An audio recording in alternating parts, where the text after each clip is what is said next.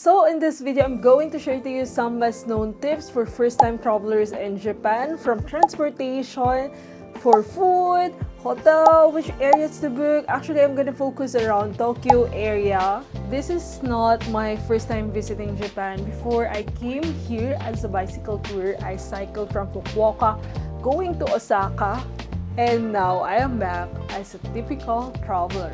Right now, my experience was totally different experience, and I'm just gonna focus on hiking around Mount Fuji, traveling from Tokyo, where to stay around Tokyo, and some tips. Here's everything I wish I know before coming here in Japan. One of the biggest reasons why my trip went here is because I already had my eSIM before I even arrived Japan. Okay, before I get into my travel tips about my actual Japan experience, I'm gonna talk about first how to stay connected while you're traveling. If you ever landed to a new country, the first thing I usually do is to buy a SIM card, which takes around 30 minutes to line up, register the SIM card, give you a passport, exchange the money and all, or struggle to connect with the Wi-Fi. But I avoided all of that by using an eSIM from Airalo. So here's how it works. Instead of swapping your physical SIM card, you just install a digital one directly on your phone before you travel. I literally downloaded the Airalo app on my mobile phone, chose my Japan data plan and activated it. So the moment my plane landed, I had my internet instantly. And for the money, I can just withdraw with 7-Eleven. Now that I have my internet, I can just go buy a ticket for the train station. The plans are super affordable for Japan. For Japan, you can get 1 gig for 7 days for $4.5 US. Sobrang mura na niya, diba? Which is great for short trips. Kasi karamihan naman sa mga hotels dito sa Japan, meron naman silang mga internet. So perfect na sa akin yung 1 gig data. But if you're staying longer like what I did, there's a 20 gig for 30 days. Actually, I think mas perfect pala sa akin tong 20 gig data. Kasi medyo makain ako sa internet, especially if I browse social media and research while I'm riding on a train, and it is $25. But it's really worth it. When I'm just walking along the way, I just really need to have internet to search which direction should I go. I can give you a $3 discount if you use my code Xzar, Xzar. Just download the Airalo app from the promo link in the description below. Or you can actually scan this code or use my code Xzar, Xzar, to get $3 off. Trust me, especially if you're traveling solo, it's gonna be helpful for you. So yeah, going back to my actual Japan travel tip. Before I cycled from Fukuoka going to Osaka, this time I decided to just focus on Tokyo. And I'm not traveling alone this time. So since it's hot and it's summer right now in Japan, it's very humid as well. Make sure to pack breathable clothes if you're gonna travel here. Usually I just bring dry fit clothes and sleeveless because it's really hot around Japan. Make sure to have sunscreen, small towel, and a reusable water bottle to avoid buying in convenience store, because you can actually find some refilling station around Tokyo. And a handheld fan is usable, although I don't use that. Don't underestimate the heat, especially if you're traveling all day. Number 2 is to pay using your Suica card. You can actually pay via Apple Pay, but I cannot. I don't know why. So I just bought the Suica card. You can use it to pay for buses, train, even for paying in 7-Eleven. You just have to tap your Suica card through train station. Sometimes it even works for some restaurants. For the accommodation, I just book it through Agoda, Booking.com, and Airbnb. I try to mix and compare all the prices in between. I found Agoda the cheapest one among all. But I recently discovered that, because I already left Japan, the price that I booked when I was in there is just 3,500 peso.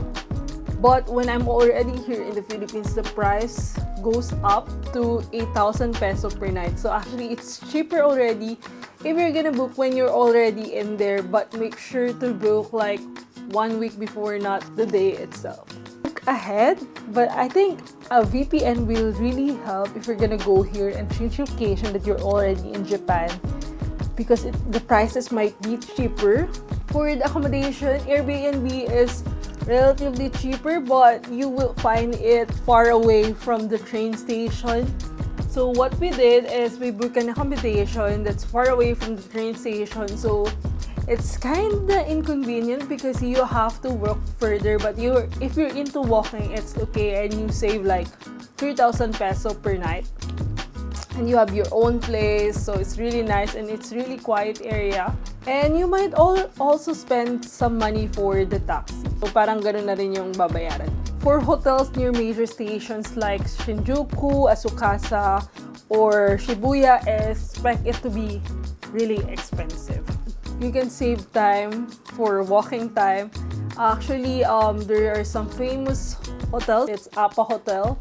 So it's actually convenient if you're gonna book around this area. Asukasa is the cheapest area to book if you're gonna stay here. Shinjuku is kind of busy but accessible in some buses, especially if you're gonna go to Mount Fuji. When it comes in the food, you can try eating around outside 7-Eleven, such as Yoshinoya, Suica for budget-friendly beef bowls, and even standing soba shop. I didn't try much food area around Japan. I forget the name of this unlimited restaurant in Shinjuku. So it's really worth it here because you can eat like unlimited samgyeopsal for this kind of price. But actually, it's already expensive in Japan because mostly I just eat in 7-Eleven when I was in there. So Suica is really okay price, and if you go outside the busy area, you can actually find a lot of budget-friendly, like 700 yen kind of price. If you go outside the busy area, like walk around 20 minutes away from there, just up to you if you're keen to walk with that kind of kilometer, diba? You can use card everywhere. Not actually everywhere because cash is still king here. The best place to withdraw money is through 7-Eleven. I did withdrawing at the airport, and I just go straight at 7-Eleven and withdraw the money there. So in some areas, especially in remote areas, cash is still necessary, especially if you're gonna eat in fast food like local shops. So I think the only thing I tried in famous ramen that I tried in Japan is Ichiran Ramen. So it's actually worth it for its price. Yeah, I didn't explore much about food area. So because I love eating local, like not spending big money on the food and focus more on the activities. Yes, 7-Eleven is very convenient. Like, it's everywhere. Like 7-Eleven food, it's very convenient, it's cheap, and the quality is really okay. But I still prefer eating in restaurants like Yoshinoya, I forgot how you call it, in grocery, because for me it's kind of fresh, more fresh compared to 7-Eleven. I don't know. And if you buy it like after 6 p.m, it's gonna be around 20% off if you're gonna buy it at the grocery store. Since I'm traveling here for around 2 to 3 weeks, I'm just carrying a backpack for convenience, although everywhere it's kind of okay to bring luggage because Japan is so modern. Laundry is still everywhere, so you don't mind bringing lots of clothes. Like coin laundry is everywhere. 300 yen, I forgot. If you don't know which direction to go, Google Maps will help you decide how to go to this particular area. And also what I love about Japan is if you're going to a different city, you can actually leave your luggage from this area. Like in Kawaguchi-go, we left our luggage because we don't have a place to store our luggage and decided to go to Mount Fuji. So for around this price, you can have your luggage stored. It's actually available in every train station in Japan. I'm actually not sure if all train stations have, but I think all of the train stations has this kind of system. So yeah, for which area to stay in Tokyo, like since it's my first time to Tokyo, I really don't know where to stay around Tokyo. There are 3 major spots here: Shinjuku, Asakusa, and Shibuya. So I decided to stay in Shinjuku because I found that most buses are accessible here. Although I was really surprised how big Shinjuku is. There are many spots, there are many train stations around Shinjuku. So I just booked a place that's kind of far from the actual Shinjuku station. If you book up in the actual center, it's really expensive. So I booked this place for around 3,500 per night. So we stayed there for 3 nights. But it's like 2 kilometers away from the actual train station. So we have to pay for the taxi for 500 peso to go to train station because we were carrying a heavy backpack. So I love Shinjuku. Although it's super busy, it's a bustling nightlife and it has easy train connections to other major areas. But I still find that there are, even though it's a busy area, you can still find some not so busy area outside the busy area if you go a little bit further. It's just very expensive to stay around Shinjuku because it's very accessible.